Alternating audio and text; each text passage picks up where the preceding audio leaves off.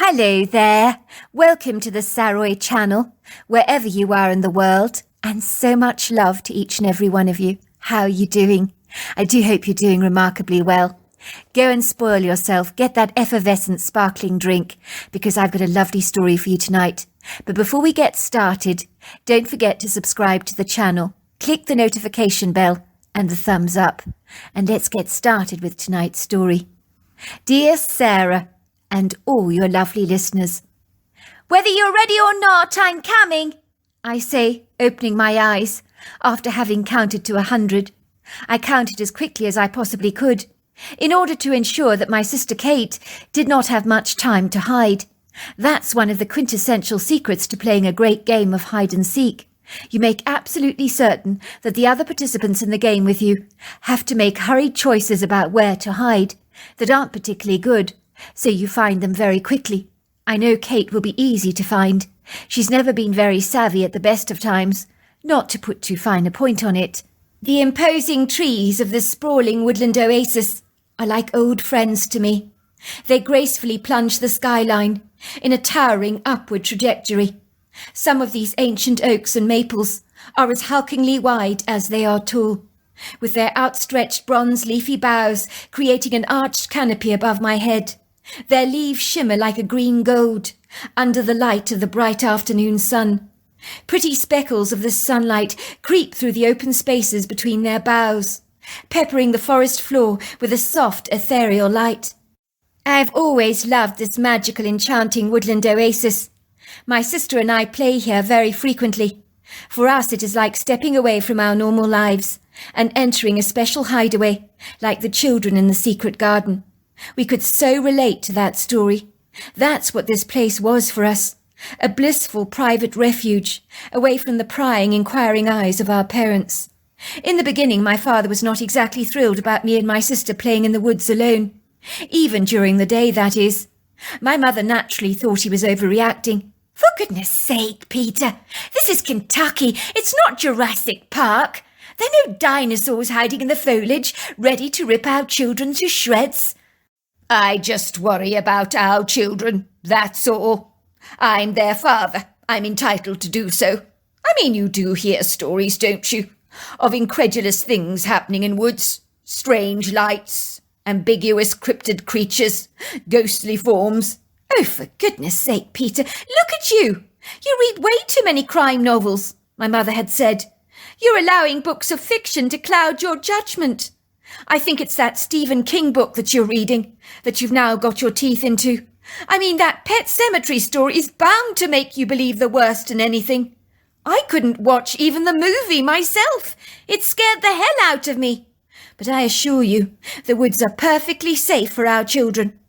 I think my dad worried about wild animals loitering around, but over time, little by little, we wore away at our father's resolve, like the powerful crashing water at the river that over hundreds of years smooths the surfaces of the rocks over when they're beaten into submission, and the rough edges become smooth to the touch. Although we didn't have that long to work on my father, but somehow he seemed to calm down about the woodgrove. Let's just say slowly and surely he became accustomed to us playing there. He even talked about the possibility of building us a treehouse in one of the woodland trees there. We had our eye on a very large oak tree as the quintessential location for our dreamy castle in the sky. But we knew better than to get prematurely excited about this very remote possibility. We had learnt the hard way that my father's promises were not always forthcoming. In the twinkling of an eye, he might suggest a wonderful, ingenuous project like this that he wanted to embark upon. He was even drawing up innovative plans for the treehouse on a piece of paper, but more often than not, his wavering ideas were as vacillating as his attention span, and my father soon lost interest in the idea, which never ever came into fruition. Regretfully, me and my sister had learnt from bitter experience, even though I do not doubt that my father had great intentions and was very well-meaning. He was a good man. The trouble with my father was he was quite literally the world's worst procrastinator, always putting off today what he could do tomorrow, much like someone who's determined they're going to start their diet in the morning, but by lunchtime, under the powerful influences of a stabbing hunger, Their resolve weakens, as the seductive allure of tempting treats is just too much to resist. So they decide to diet the following day. My father was exactly like that. So nothing he proposed to do ever actually got done. This was really ironic, as in the workplace he was very productive and efficient, but at home he seemed to collapse like an old camping chair that really did not desire to be used at all. Maybe a taxing day at the office had worn him to a frazzle, who knows? By all accounts, he'd been very eager to build that treehouse for us in his spare time. I'll give him that. He'd even gone and bought the timber and all the stuff he would need for the project. But it was now sadly gathering dust and cobwebs in the yard. It was neglected, abandoned, long since forgotten about. Not by us, of course, but most certainly by him. Then there was my mother. She was so vague. I really did wonder if anyone in the entire world had a mother quite like ours, who was almost detached from her own life. She lived most of her life in the clouds, as if part of her life was spent occupying an imaginary, illusory world. We'd often see my mother talking to herself. When my mother was in this rather peculiar altered state, she could really eat, and I really mean eat. It was common for us to see her put away a whole loaf of bread and peanut butter, and not even remember it. I mean, how does anyone actually do that? It was hard for me to get my head around such idiosyncratic behaviour, but maybe in her dreamy state, the food she was eating seemed almost imaginary. The trouble was, her waistline most certainly did not agree. My mother would wonder why she was overweight. She would wrestle with her clothes, declaring World War III on her wardrobe, deciding that all her clothes were conspiring against her because they refused to fit. I'd hear the infuriated wails coming from her bedroom when she tried desperately to squeeze herself into a skirt that would almost rip at the seams when she put it on. My mother would virtually wiggle her way through anything that would dare to fit her from her wardrobe. It seemed either her clothes had been cruelly shrunken in the wash, or my mother was getting significantly bigger. The latter revelation she was not prepared to entertain at all, as denial is infinitely easier to adopt than admitting to yourself that you've actually expanded. I often thought my mother looked like a stuffed sausage when she arrived at the school gates to pick me and my sister up. The clothes she wore were so constricted and tight, like a snug corset that held everything together, which meant she was reduced to walking like a pigeon. Sadly, she refused to buy bigger sizes, as that would be like acknowledging to herself that she really was packing on the pounds, and my mother could not face conceding that. Let's just say wallowing in a state of denial and deception was so much easier, as the uncongenial truth could be brutally cruel. "Why the hell won't anything fit me?" she would protest. "It's not fair. I think the materials they use these days are positively inferior. Do you know, in the old days they had quality materials, not like they have now. They seem to have shrunk in the wash. Either that or my body is not cooperating with me. I mean, I eat like a bird. I shouldn't have a problem with weight. This is nonsensical. It really is." Me and my sister would clandestinely giggle, for my mother did not eat like a bird, even if she thought she did. On this pleasant day the forest is beautiful. Me and my sister are caught up in a sanguine game of hide-and-seek. I can hear the pretty trills of the birds in the upper canopy, but beyond the gentle breeze that is blowing through the trees, nuzzling my cheeks, everything is remarkably quiet. I'm not concerned about this. I know it's going to be a doddle to find my sister, and that is when I see it. I let out a shrill scream. My sister runs out of her hiding place to see what the commotion is all about, for I doubt she's ever heard me scream like this before. I am pointing to a pile of leaves on the forest floor, lying next to a huge fallen log, carpeted with a plethora of verdant moss. "What?" says my sister. "What's wrong, Christian? You scared me. Why did you scream like that? You freaked me out. What's wrong?" Look over there. There's a face peering through the leaves, I'm sure. I think I can see a nose and a chin," I say. "Don't be silly," says my sister. "It's probably a piece of tree trunk jutting out that looks like a nose and chin. Wood can do that, you know." With a confident assertiveness, my sister marches on her little legs over to the log, furiously brushing some of the leaves away from the obscure, ambiguous thing lying on the earthen floor. This is to prove that I've imagined what I was seeing. I'm beginning to squirm. I feel like a prize idiot. My sister is probably right. It was just a piece of a tree trunk that looked uncannily like a face peering through the leaves.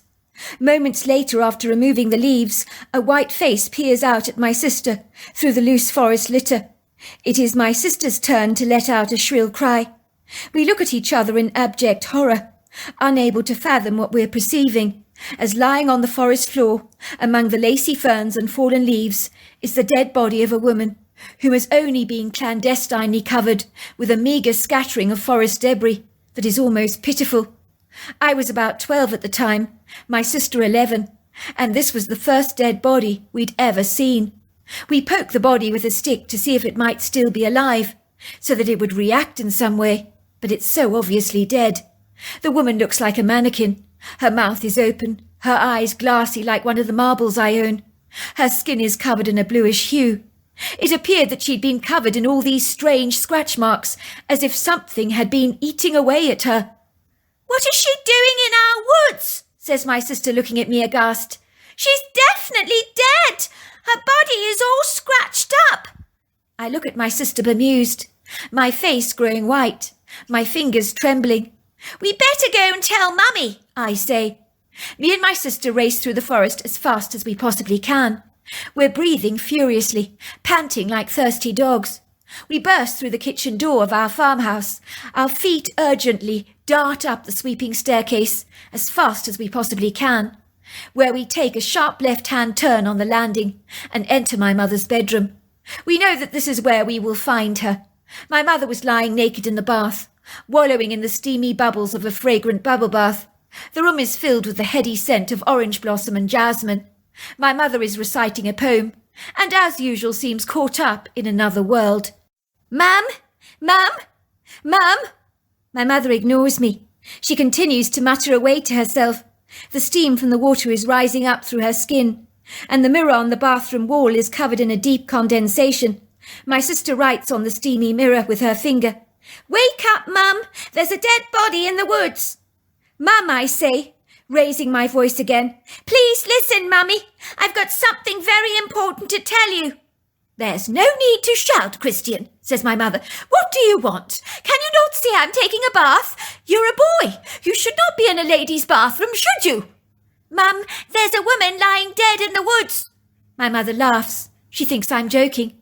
"Really, Christian, you've got quite the imagination on you, haven't you? Now why don't you leave me in peace? I'm trying to enjoy a soak in my bath. I don't need kids annoying me, do I? I'm trying to remember the words to my poem. Now will you please leave me alone?" she says, taking a large sip of her wine and sighing happily to herself. We hear my mother reciting her poems. We hear the poems so often that we know some of the words off by heart. "In the mustard seed sun, by full tilt river and switchback sea, where the cormorant scud, in his house on stilts, high above beaks." Oh, my word, I can't believe Mum. "Please stop reciting your silly poem. Please listen. It's really, really important." "It's true, Mum," pipes my sister. "There's a dead body in the woods. It's a lady. Christian is being deadly serious. It's not a joke." "Of course he's joking," says my mother scathingly. "Really, kids, stop playing your silly little games with me. I don't enjoy them at all, and I'm frankly not in the mood. Making jokes like this is not becoming, especially for you, Christian. You should know better. I've got a lot on my mind at the moment. Now why don't you go and make yourself a snack in the kitchen? I can tell you're terribly bored." Me and my sister knew talking to my mother was as futile and possibly as pointless as communicating with a brick wall. Indeed, even a brick wall might have been more responsive than my mother. You just weren't going to get any kind of a reaction from her. She was not going to take us seriously in any shape, way or form, so getting through to her was just not ever going to happen. Me and my sister wait patiently for my father to arrive home from work. He would listen to us. When we heard his truck rolling down the drive, we couldn't get to him fast enough and eagerly bolted out of the front door, bursting to tell him our strange news. My father fastidiously parks his truck under the carport. He opens the door and lifts out his caramel-coloured briefcase. He slams the door behind him, and using his control, he automatically locks his vehicle, which makes a squeaking, clicking sound. My father looks very dapper in his smart blue pinstripe suit, shining black shoes that shine so brightly you can see your reflection in them. He is wearing a crisp white cotton shirt and a black watch tie. He looks up at us in surprise, giving us a warm but bright smile, with his whiter-than-white teeth. "Hello, kids. You seem very ebullient today. It's nice to get such a welcome home. Tell me, what's up? You seem eager to tell me something." Me and my sister start talking at once. We're speaking so terribly fast that our words sound like gibberish. My father raises his hand. "Don't talk at once, kids. I can't hear a word you're saying. Why don't you, Christian, tell me what this is all about?" "Dad, there's a dead body in the woods. It's a woman." My father puts down his briefcase. His brow furrows. "A dead body in the woods? Are you sure about this? Did you see it yourself?" "Yes, we did. We saw her in the woods, Dad. She's definitely dead." "Did you tell your mother about this?" "We did, but she doesn't believe us. She thinks we're joking." It was clear that my father did. He almost certainly believed our account. Indeed, he did not entertain any doubt whatsoever. And once he returned home, everything changed after he called the police. It became incredibly exciting for us when a portion of our woods was cordoned off with crime scene tape. It was like something we watched in the movies, only it was happening on our own property. It didn't get better than this.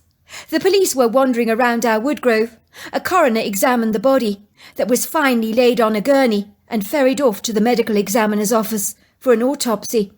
The officer came to the house to speak to my parents, but I made absolutely sure I was eavesdropping so that I could hear every word and report back to my sister. The officer was a man in his 40s. He had salt and peppered-coloured hair. What was left of it, that is. A receding hairline, a moustache with a warm olive complexion, and very attentive green eyes. And he was sitting down with my parents to ask them some questions. "So it was your children that found the deceased corpse, is that right, in the wood grove? When was this?" "Yes, that's right," says my father. "This afternoon." "But you've only reported this now. Why is that? Why the long delay?" he asks, furrowing his brow. My mother's skin turns a bright shade of fuchsia. "Well, you know, officer," she says obsequiously, "when my kids told me there was a dead body in the woods, I didn't believe it. You know what the kids can be like. They can make up fanciful stories." "Not in my experience, ma'am. If my kid was to tell me there was a dead body in the woods, I would hardly think he was joking. Kids don't joke about stuff like that. Needless to say, you claim you have no idea who this deceased woman is and what she was doing in your wood grove." "Never seen her before, officer, a day in my life. We have no idea who she is. But I do have a theory as to why she ended up trespassing on our property," says my father. "And that is what?" asked the officer, raising a questionable brow. "Well, I think she was walking down that back country road that you can easily access through our wood grove. I think she was chased by a black bear, ended up being attacked, so she tried to run away from the charging creature through the woods, and ended up on our property. I say that, given the scratched-up state of her body, I think a mother bear must have killed her. You see, we have a black bear visiting us, with her 3 cubs. I know they're supposed to be reticent, but if she felt threatened, you know what a mother bear can be like, especially protective. I know that about those creatures." "So you say this female black bear you've seen has got cubs?" "That's right, officer. They're 3 of them. Very, very sweet. Very cute little animals." "I don't think she would hurt anyone, officer," says my mother defensively. "She seems so gentle. She runs away when she sees us. She's ever so timid. Even though she's huge, I can't see her charging someone." "Your husband is right, ma'am. A mother bear with her cubs can be very defensive. If she was threatened, she could easily have attacked this woman." "Oh dear, do you really think it was a bear attack?" "We don't know at this stage, ma'am, of the investigation. There are lots of questions we have at the moment. Until, of course, the autopsy is done. Then things will be made clearer for us. We will have more definitive answers then. Me and my sister were very upset about this revelation, that the woman had been attacked by a wild animal, as we were clandestinely nursing a secret of our own that we hadn't told anyone about. We had a friend who lived in the woods, whom we met a few times and really liked. Me and my sister called her the Wild Lady. She was so incredibly big, and was covered with lots of long flowing grey hair. Never for a fleeting second did we consider her not to be human. She was different to the people we knew, but we still regarded her as human. We met the wild woman one day when me and my sister were playing hide and seek in the woods. It had been my turn to look for my sister. I had opened my eyes to find myself staring at this very huge human being covered in grey hair. I thought she was quite beautiful. It was her eyes that really beguiled me. It's hard to explain those eyes to you, but they were the kindest eyes I've ever beheld. The wild woman was Herculean in size, easily 8 foot tall and 4 foot wide. She was indicating for me to follow her, and pointed to where my sister was hiding, which was on a branch in the oak tree. I did discern that my sister's hiding places appeared to have improved exponentially when the wild woman was around. Normally she was pretty clueless about where to hide, but I was to learn the wild woman was helping my sister hide, and also helping me to find her. I guess she wanted to please us both. She had that very helpful energy about her. I knew she was evasive, naturally reticent, so I'm not sure why she showed herself to us. I think it must have been due to her matriarch energy, and we were young at the time, and she was very protective. We'd often see her in the woodgrove, and when she came along she'd turn our games up a notch to make them all the more fun. The wild woman spoke to us in a strange, rather curious language, but we always seemed to understand what she was actually saying, almost as if the meaning of her words were being downloaded in our brain. She told us she'd always protect the woodgrove from intruders to keep us safe. Had she seen the mysterious woman loitering around our woods, given her chase? Had she scratched this woman up? Maybe accidentally killed her? She was so strong. The idea wasn't implausible. You don't think the wild woman attacked the lady that came into the woods just because she was guarding us? I asked my sister. Remember, she said she would protect the wood from intruders. You don't think she would have harmed the lady, do you? I mean, she's very strong. If she hurt her, it could have been an accident. Of course not, silly. The wild woman is really kind. She wouldn't hurt anyone. And anyway, she knows her own strength. I think a bear must have harmed the lady. The wild woman would never do that. One day, the kindly officer, with the olive skin and green eyes, who had spoken to my parents, came to see us again. I just thought I'd give you some peace of mind, he told us, rubbing his moustache reflectively, as my mother handed him a hot cup of coffee. He was sitting at the kitchen table with my parents. You see, given the deceased body was found on your property, I believe you're entitled to some explanations, which is why I'm here. Suffice to say, the coroner found in the autopsy report the body had been scratched up after death, not before. But these were not animal scratches of any kind. They were actually incisions and cuts that had been purposely designed to look like the woman had been mauled by a wild animal. It was very duplicitous, very cunning, but in reality the scratches were deceptively made with a knife, and they were inflicted after the body was deceased, not beforehand. So you mean the woman was murdered? That's right. That's exactly what I mean. She was murdered. Well, how's that supposed to give us any peace, officer? Says my mother, looking appalled. Someone murdered that woman on our property. That's a very unsettling thought. The children play out in that woodgrove. Should I be worrying about that? What if the murderer comes back to our property? The body was not murdered here on your property, ma'am. I hasten to say it was dumped. The deceased was killed somewhere else. That we can be sure of.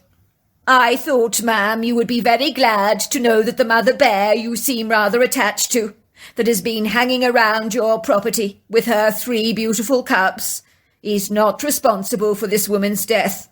Someone else is, and we do have a likely suspect. Who is the suspect, officer? Asks my father. How did this poor woman die? I think given her body was found on our property, we have the right to know the details, so we can make sense of all of this. It might be against police protocol, I know, to tell us the details, but I'm sure you can bend the rules ever so slightly, given the circumstances of the murder. It's a given we shall not tell anyone what you tell us in the greatest of confidence.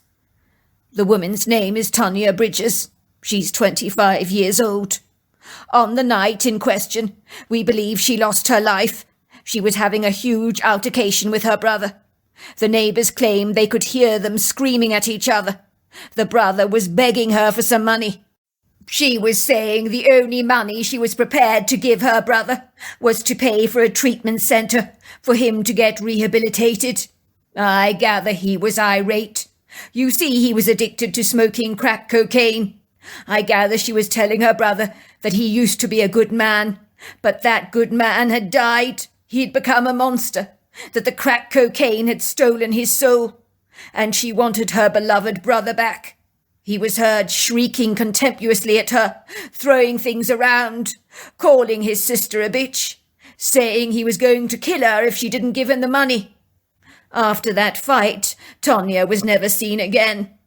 I've been in the force for a long time. I'm only too aware that some violent crimes can be caused by people who are desperate to satisfy an addiction, and they'll stop at nothing to attain their goal. They don't care who they hurt in the process. Let's just say human values can fly out of the window when you're that desperate for your next fix.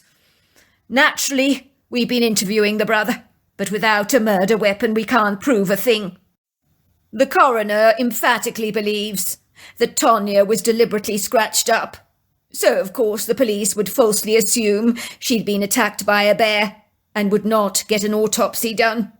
The brother Thomas is denying that a fight ever took place between him and his sister. He says the neighbours have an axe to grind with him and are making all this stuff up, and it's just hearsay.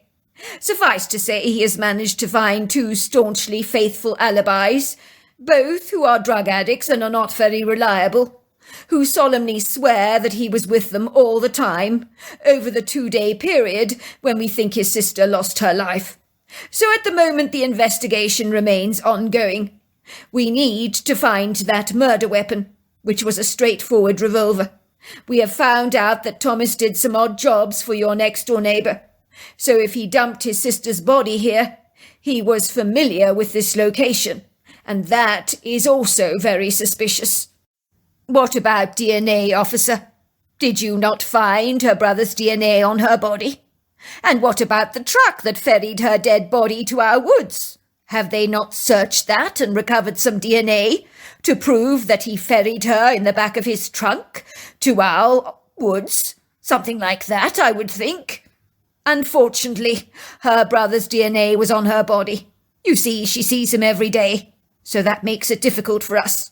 I mean, if his DNA had been under her fingernails, that would be an altogether different matter. It would show she'd been fighting her attacker off. I think when she was shot, it happened fast. She couldn't react. As for the truck, they both use it, so both their DNA would be in there. We have asked the brother if he owns any firearms, and he does. He claims his revolver conveniently appears to have gone missing.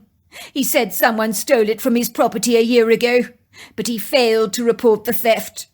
The bullet that killed Tanya is from the same type of revolver. It's terribly convenient, usually is. These are loose ends that we need to tie up. But where to start? That's the problem. It's like an enigmatic jigsaw puzzle, fitting the pieces together, although we're nearly there. I'm sure we'll get there in the end. We're reasonably confident he killed his sister, and we have a motive, money. Something will come up to turn the case around sooner or later, and justice will be served. And it certainly would be, but not in a way any of us would ever have envisaged. A week later, it was a beautiful night in late spring. I was lying fast asleep in my bedroom, swathed by the covers of my cosy duvet. I don't actually know why I woke up. I heard no peculiar strange noises, but something had jolted me right out of my sleep. I look up to see a reflective light on the glass pane of my window, like you might see a headlight of a truck reflected on glass. It was a light flickering, but enough of an oddity to grab my attention.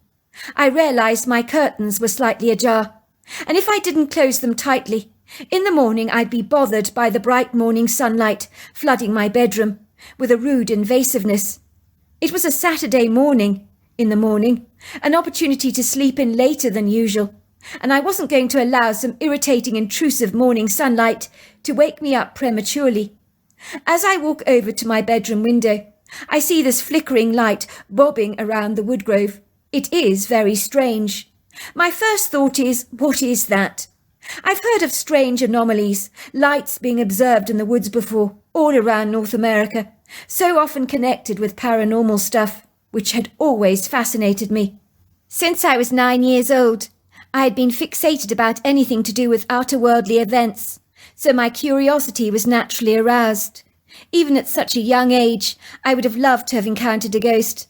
Ironically, I knew about the supernatural, but oddly enough, nothing about Bigfoots, so I had no clue that I'd already been privy to an exceptional encounter all of my own. I will admit I did think the wild woman in the woodgrove was not only special, but me and my sister's best-kept secret.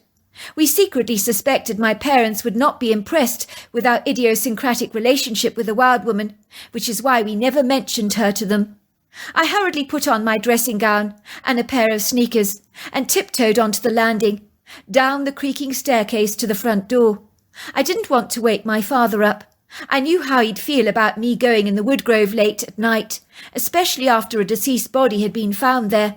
He would not be pleased, not at all. I was not about to tell him my plans. What my father did not know would not hurt him. Ignorance was bliss. I knew if I didn't find the answer to the strange light anomaly, I'd always be wondering what the hell it was, and that would really bother me. Maybe I'd have missed out on a fabulous display of light orbs. I remember the one man on the paranormal program on television I'd watched said that if you wonder why you never encounter something supernatural, it might be because you're not curious enough. You hear a bang in your backyard and you think raccoons are ferreting around your bin. You hear a strange tap at your window, and it's a branch from the tree in the yard being blown by the breeze that's banging against your window pane. You hear a strange noise. You think it's from the television set in the living room. But what if it's not? What if it's not what you think it is? If you're so blind-sighted, you notice nothing at all, he said. People are always looking for logical, plausible explanations that if they were to investigate, might not be so explainable after all. I think his words had struck a chord with me, so there was no way under any circumstances I was going to ignore the mysterious, enigmatic flickering light I'd seen. Our rather resistant front door tends to always open with a very unfortunate creak, as if protesting, so after I had succeeded in opening it, I stood still to see if I could detect any sign of movement coming from my parents' bedroom. I could easily visualize my father standing there, very indignantly, in his blue and white striped pajamas, giving me a disapproving glare, as he says, "What the hell are you doing?" I could quite imagine his lecture. "A woman was murdered. Her body was found lying dead in the woodgrove, and you're going out there in the middle of the night to investigate a strange light you think you saw. What planet are you living on, son? Have you lost complete leave of your senses? Now go back to bed before I become incredibly angry with you." I breathed out a huge sigh of relief. The house remained steeped in a soundless silence, apart from the regular ticks of the old grandfather clock in the hall. I closed the door very discreetly behind me. It has a self-locking mechanism, so I put the key under our outside plant pot of trailing pink geraniums and hurriedly moved towards the congregation of sprawling trees that I knew so well. It was tenebrous outside, but I was not remotely intimidated. The moonlight was miserly and parsimonious, as its light offerings at night were stingy and sparse, while even the stars were not as bright as usual. But I had a torch in my hand, so I could see my way ahead rather plainly. I knew exactly where I was going. I fancied myself as a courageous, noble, gallant warrior that was not afraid of anything. That was why when I grew up, I was going to join the army, fight for America. So if I was overawed and threatened by the dark, I wouldn't make much of a soldier. Suffice to say, I knew all those American soldiers in Vietnam would have faced many bodeful, inauspicious nights in the middle of a lonely, barren wilderness, fighting against the Taliban. If they were that courageous, then an aspiring wannabe soldier like myself needed to exercise bravery by their example, and being afraid of the dark just wouldn't wash. The woodgrove was so different at night. The high-rise ascending trees were indistinguishable, as a blanket of darkness obscured their prodigiously lanky forms, so that they appeared nebulously shadowy and indeterminate. I moved cautiously through these towering trees, my feet crunching the ground beneath me. I noticed the trills of the crickets and frogs had been vanquished, as if they'd been disturbed by something that has inauspiciously interrupted their joyful chorus. Then I hear the sound of someone coughing, and I observe a flickering light that I realize is coming from a torch. Someone is mooching around our woodgrove on our private property. But who is it? That is when I see him. There's a man standing in our woodgrove. He's emaciated, very thin, his clothes hanging loosely over his body, that suggests that he's lost a lot of weight. He appears to be manoeuvring a long dark pole over the ground that is making a dull bleeping sound, and removing a lot of loose leaves with his heavy combat boots. I notice his demeanour is very flustered. I quickly switch off my torchlight and surreptitiously watch the man, hiding myself behind a tree. What the hell is he doing? He appears to be searching for something. I think he might be using a metal detector. He doesn't look well. There are black circles around his eyes, suggesting he's suffering from insomnia. I can see this clearly, as the torchlight he is carrying illuminates his face and his body. "Where the hell did I bloody put it?" he says. "I'm sure it was around here. I remember it was around here." He's mumbling to himself. I'm standing behind the tree watching him, not making any sense of his irrational behaviour, as his feet kick up the ground in frustration, and loose leaves go flying around like golden confetti. Then it happens, and I cannot help myself, as I lose all control and let out a huge sneeze. The man is panicky. He flashes his torchlight around. "Who is that? Who is that? Come out now! I know you're there." And then his flashlight lands on me. "Who are you?" he says to me indignantly. "Who the hell are you? What are you doing spying on me like this?" "I'm not spying on you. I'm from the farmhouse over there. I saw your light in the forest. I thought it was a light orb or something. What are you doing in our woodgrove? What are you looking for? Is that a metal detector?" "It's none of your bloody business. You ask way too many questions. You're a meddling little busybody, aren't you? You thought you'd snoop on me, didn't you? I don't have time for people who poke their nose into my personal affairs, especially annoying little boys like you." The man is indignant. He grabs me by the collar, begins to shake me violently, looking at me through bleary eyes. I realise he's slightly spaced out, rather intoxicated. He's definitely high on something, which makes him madder still. "Please, sir, just let me go." "What am I supposed to do with you? You'll go to the police, won't you? You'll tell them you saw me here. And we can't have that, can we?" he growls.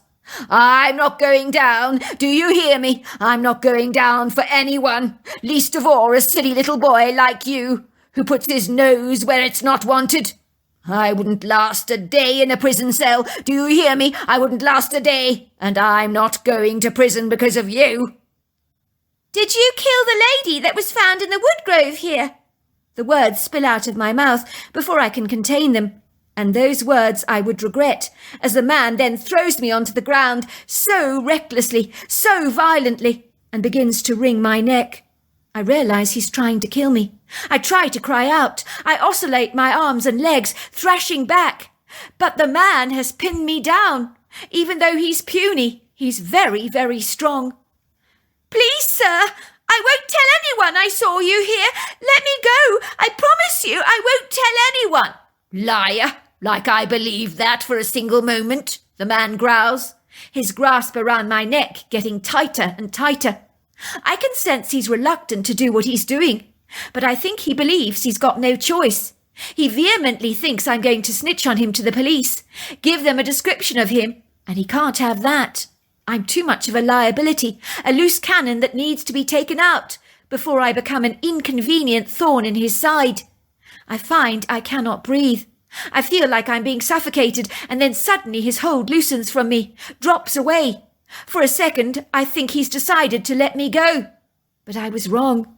The man has been pulled off me like a barnacle being torn off a rock by the wild woman. She'd come to my rescue. I've never seen her so irate before.